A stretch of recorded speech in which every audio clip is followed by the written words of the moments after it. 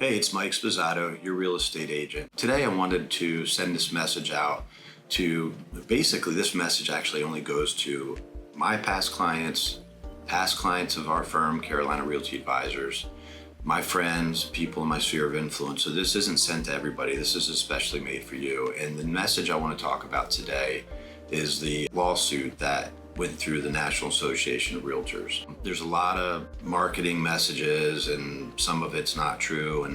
So what I'm doing is just making a brief video for sellers in order to kind of debunk what's happened here. So just to make it really simple, there was an attorney threw a class action lawsuit at the National Association of Realtors, and he also threw lawsuits at several other industries. Unfortunately, the one he threw at NAR, or National Association of Realtors, stuck. The trickle-down effect is this. They now want us as realtors to disclose to a potential seller or a potential buyer how we get paid, and just simply let them know that our services are not free. If you've ever worked with me in the past, you would know that we always had that conversation at our very first meeting, and we still do it that way. In fact, I'm finding out we're one of the only companies that does it that way, which has been a huge benefit for us. But going back to the seller side, when you're selling your property, you've always had a choice in how much commission you pay, what kind of commission, is it a percentage, a flat fee? It's always been that way. And in fact, what NAR is saying now is that sellers, if they want, can only pay their agent. Well, guess what? It's always been that way, but it's not good business.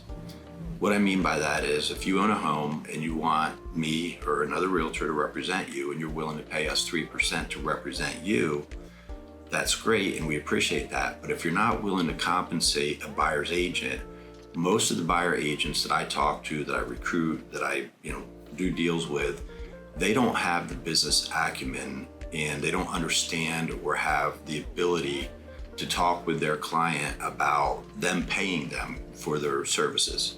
So what would happen, or what could happen, is you pay a listing agent 3%, but you're not willing to pay the buyer agent, and then lo and behold, nobody's showing your house. And that's a realistic problem that I see occurring out of this. Now, will it happen all the time? No. And are there good agents that are above the norm? Yes, of course. But the point is that if you want to get top dollar for your property, it's probably a good idea business-wise to compensate not only your agent to do a great job representing you, but also put something out there for the buyer agent, because if you're not going to compensate them, they're not required to show your home. So if you really think about what I'm saying, it just makes sense. And it's always made sense. And now we have this big mainstream media hoopla going on, which is a bunch of crap, to be honest with you. But the bottom line is this: nothing's changed, with the exception that we have to disclose to you that when you sell your house, you have a choice on how much commission you pay and what type of commission. You want to pay a flat fee of, I'll pay you $20,000, or a percentage, or whatever you want to do. But it's always been the consumer's choice in how they work with a realtor and which realtor they select. So hopefully this helps a little bit. Keep it in mind when you want to sell your home.